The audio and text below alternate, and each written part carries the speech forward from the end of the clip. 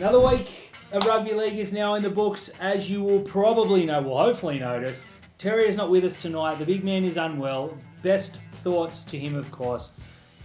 I went looking for someone who's supporting a team this weekend, and there aren't many of us left because there's only 4 teams remaining.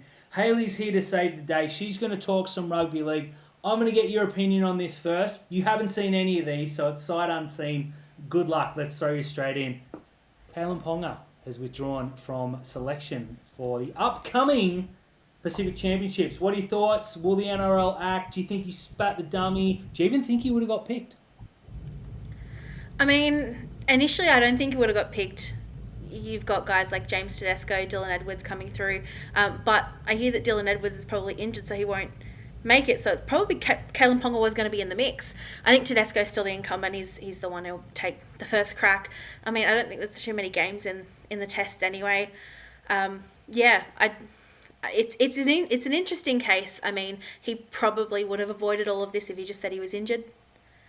Didn't play. Every single year there's a phantom injury. I got to say, it's got some stones for him to come out and say, I'm withdrawing. So am I, for the record. Mal, if you're watching, big fan of the show, I can't play. But to come out and say, Newcastle, I don't think I've earned it, etc., etc., pretty disrespectful to the jersey, is it not? I think so. I also think, though, there hasn't been a lot of, respect put on international league in the last couple of years. It kind of feels like it's been put together very haphazardly. So, I think what's good for him is also, I think that there needs to be some reciprocation, I guess, from the NRL. I haven't seen it. I'm a big fan of international rugby league, have been for years, and I don't think that I'm seeing kind of the respect that it should be given. I think they're trying. Like, the whole reason, for anyone who's watching that hasn't heard this, the whole reason they're threatening sanctions, and I don't think they'll go through with it, is that they can't have all the big players pull out. Okay, if you lose Ponga, you got Reece Walsh. You lose Reece Walsh, you put Scott Drinkwater, so they're not missing much. But when you go to the smaller nations, I say that respectfully, but imagine if Stephen Crichton and Brian Toto turn around and say, don't feel like playing for this time round. Or Sifa Talakai's come out and said the only jersey he wants to wear other than the Sharks jersey is for Tonga. And yet you got Kalyn Ponga saying, you know what? The top honour in game, evidently, we all know it's Origin, let's not beat around the bush, and $30,000 for 3 games, 2 of them which will probably win easily, plus a game with New Zealand. You never know what's going to happen there.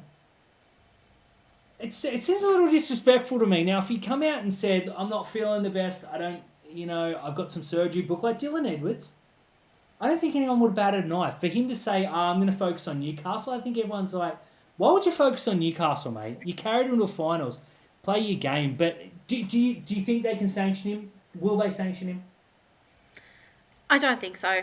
I think, the outcry, I think it's kind of, everybody's divided on it. I don't think they'll go so far. I think it's kind of them, beating their chest a little bit. I don't think they'll sanction him, but, it's probably not going to do a lot for his reputation being picked again.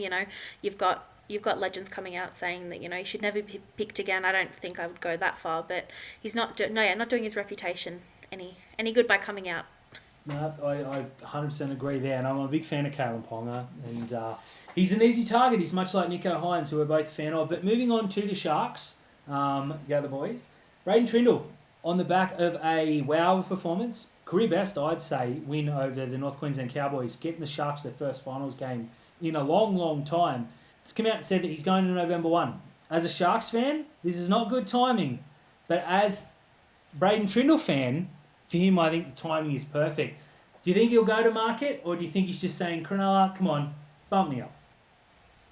I think it's more the latter. I don't see him going anywhere. I don't think there's too many clubs out there that are in dire need of a halfback. I know he's not on a significant amount of money, and he's probably proven this season, in the absence of Nicho, that he's worth a bit more. I think it's more going to Cronulla and saying, hey, pay me what I'm worth. So he's on 300 reportedly. We don't know that for fact. There's talk that he can get 6. Now, Terry and I were in a group chat earlier, and we both said, if he goes in and says 6, you give him 6. Because if you're paying a halfback and a 5'8", $1.6 million combined, you're in a good spot. Melbourne are probably paying close to $2 million for their halves combo. Don't get me wrong, it's a different kettle of fish. Cam Munster to Braden Trindall. I don't begrudge this guy at all. I think he's earned it.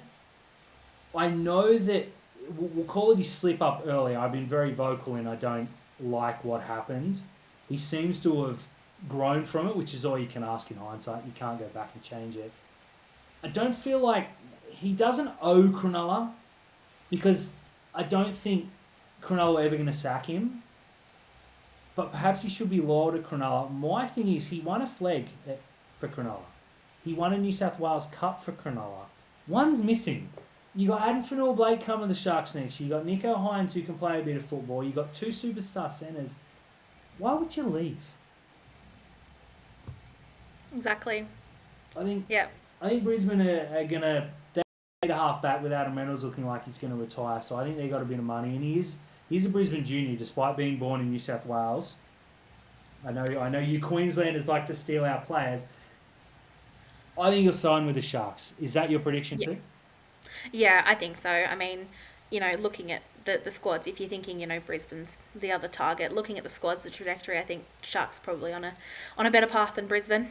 There you go, Braden, also a big fan of the show. Moving on to a little bit of negativity. Now, we try and avoid the serious stuff here, so we won't go into the incident. But Josh Addo-Carr looks like he's going to be suspended for up to 4 weeks. What he did is what he did. It's come out since I wrote this list that the Bulldogs are open to letting him go. Is he the kind of player that you as a Melbourne fan would like to see come back, or do you think he needs to move somewhere out of the limelight? Oh, I'd love him back at Melbourne in a heartbeat. He loved his time down here. I think it's also a different environment down here in Melbourne. You're kind of out of that media spotlight, under someone like Bellamy, who's probably going to get him back under his wing. He's one of those guys who gets the players into line. He doesn't take any nonsense from them. I think it would be a good move. I don't think it would happen coming down to Melbourne, and he expressed it as that he wants to live in Sydney.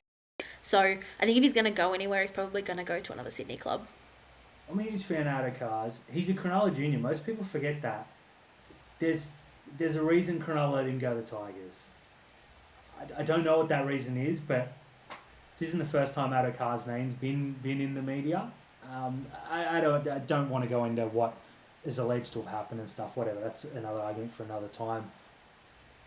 They came out, they being the Bulldogs, and the feeling I got was that he was gone. They were going to walk him. He lied to Gus Gould. He wasn't going to last a week. Now it's come out, they said, no, we're not going to sack him. I think they're going to hold up and say, okay, Dragons really need a winger.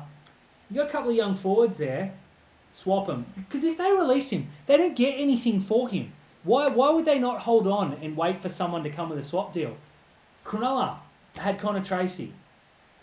And the Bulldogs said, we want Connor Tracy. And Cronulla like, cool, we can let you go. But there's a young superstar, Michael Gabriel, there, who's not getting, he's playing SG ball and he'll play flag. We'll have him. Now he's setting the world on fire and he's lining up in the flag grand final this week. I can't see a world in which they let Addo-Carr walk away for free. I heard that Dragons offered Ravalawa for him, who can't crack the New South Wales, the NRL side at the moment. He's struggling in cups, so, I've heard they turned that down straight away. So, who have they got to offer? They're probably not going to offer up any of their forwards. No, so it all depends. Canberra needs a winger.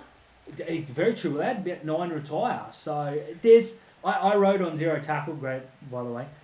There's going to be no shortage of teams looking for Addo-Carr. If worst comes to worst, Catalans will sign him for a Mozza and make him a marquee player over there. So I'm not worried about his future, but I'd say watch this space, because I would be shocked if Gus Gould, one of the greatest operators in our game, says, go play for someone else. It doesn't make sense to me. Now let's move on to the Dalian medal next week. I want to get your thoughts as an AFL fan, boo. What do you think of the way the Brownlow is decided? I have lots of thoughts about the Brownlow. I think the way that they approach it, you've got the umpires who cast the votes that week. I think with the intensity of the game, I'm not quite sure that they are able to judge that accurately. And you see some of the stats that come out. You look at the stats, and you can't judge a game on stats alone, obviously, but you've got guys who are making 38, 40 disposals a game and kicking 2 goals and not polling a vote. Kind of says that there's an issue. The AFL's refused to allow the umpires to look at the stats, so they're judging based on a performance on the day. Yeah, I think it was interesting. Not saying, I mean, the result the other night was probably a little bit disappointing as a Collingwood fan myself, but you can't argue that Patrick Cripps wasn't the man to win it. But I think the way that they went about it this year, I don't necessarily think it was a season that was worth a record-breaking number of votes. So, yeah, it's interesting. I mean, the same thing happens with the Dally M's. We have the same conversation every year around, how did this player get this many votes in this game, and something needs to change. And I feel like we have the same conversation every year, but nothing actually changes. This is exactly why I bring it up, because I guarantee that when James Tedesco lifts the Dally M medal and puts it over his head in a week's time, everyone's going to say Jerome Hughes was the best player in the competition, and no one is going to argue other than a few Roosters fans. And don't get me wrong, Tedesco has been outstanding. But you look at that, Jerome Hughes is the best player of the season, right? Clearly. As a Melbourne fan, I'm sure you agree. As a rugby league fan, I don't think it's particularly close. He was suspended, he missed a week, and he had a week off when you guys wrapped the minor premiership up, which is going to cost him votes. Okay, yeah. I get it. It's a best and fairest, you've got to play more games.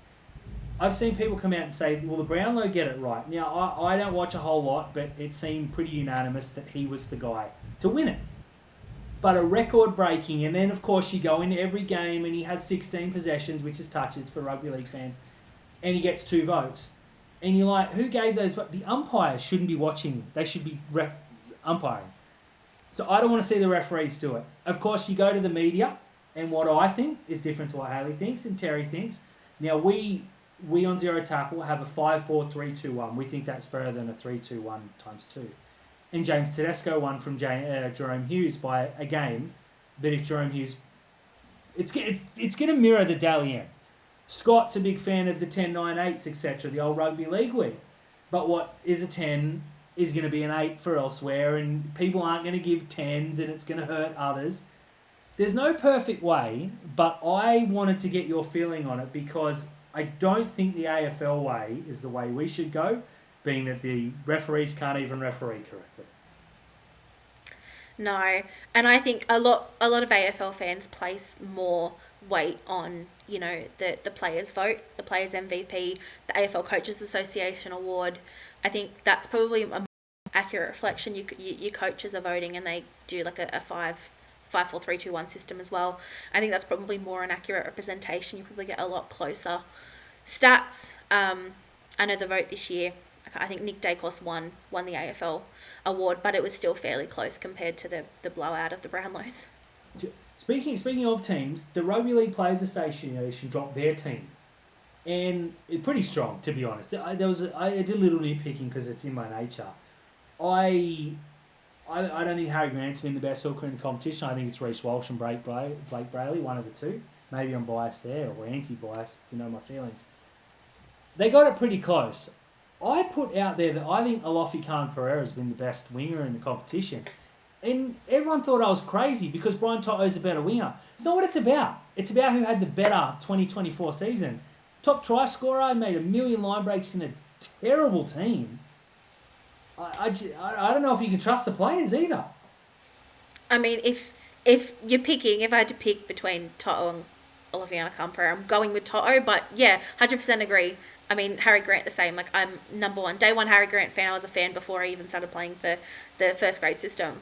But yeah, I think he's had a relatively quiet year for what we've come to expect from him.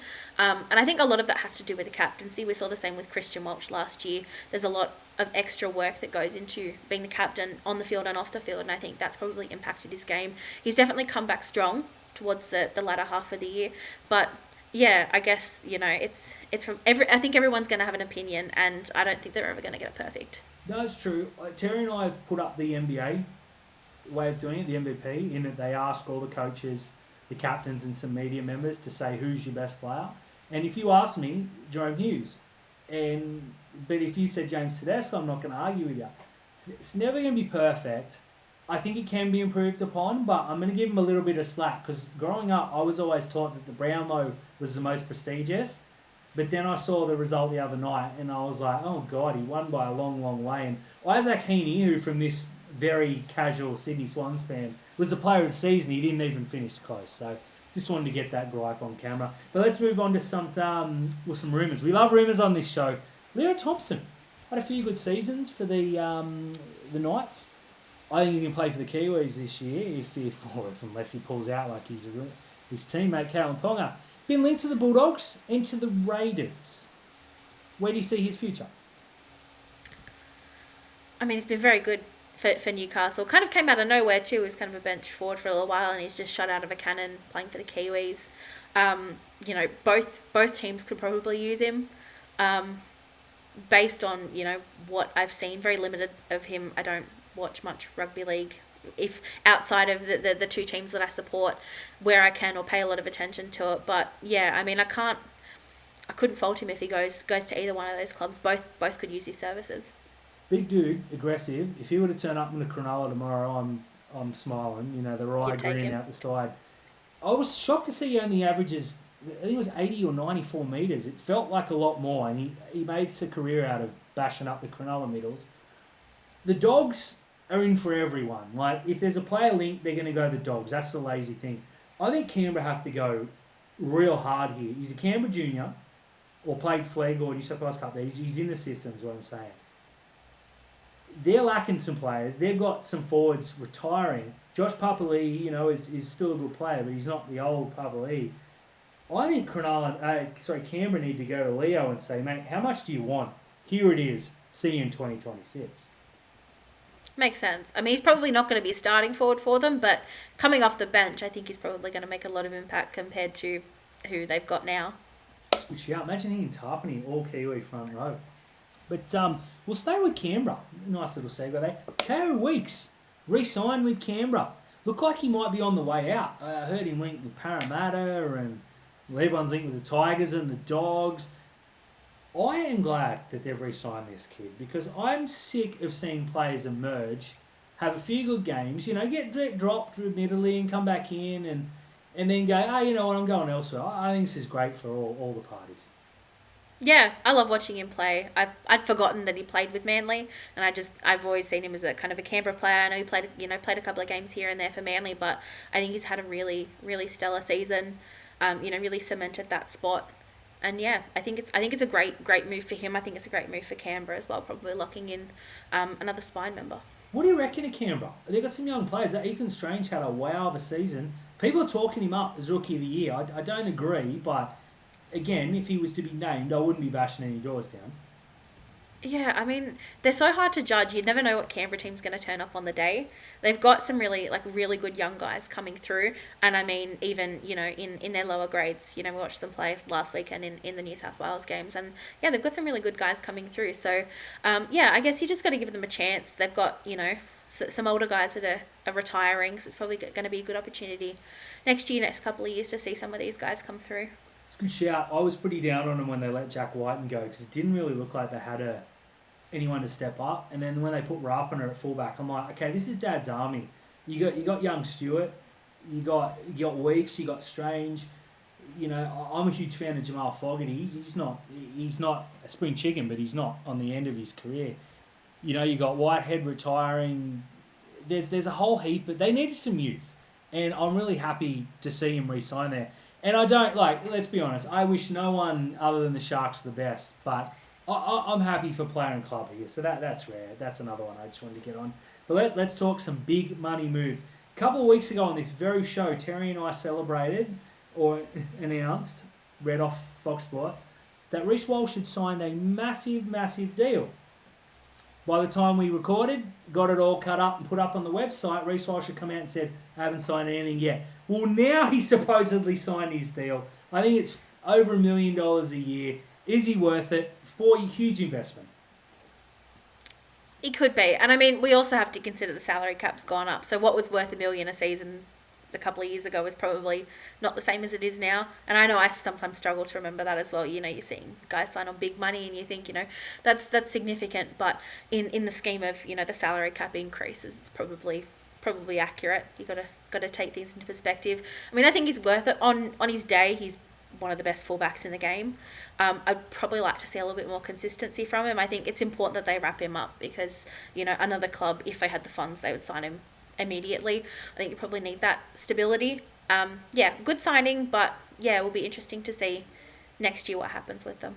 Can you imagine the blow up if they let Reece Walsh go again, after what we saw when they let him go to the Warriors, I don't want to put my conspiracy theorist hat on, but I always feel like he was coming back to Brisbane and it was a sort of deal because the Warriors were very quick to let him go home. I just feel that this kid is a genuine superstar of the game. In the future, I don't think he's there yet. But if you said to me now, Brisbane, you can pick one player to not have a good game, who is it? It's Reece Walsh every time because he will tear shreds off you. We saw what he did in Origin as still a kid.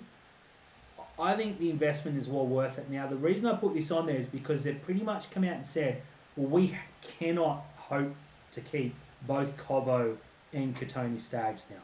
You can't keep everyone. The salary cap's gone up, but it's not unlimited. You're Kevin Walters. Which one are you putting the contract in front of first? It's a tricky one. Gut feel, Katoni Staggs. Not sure why.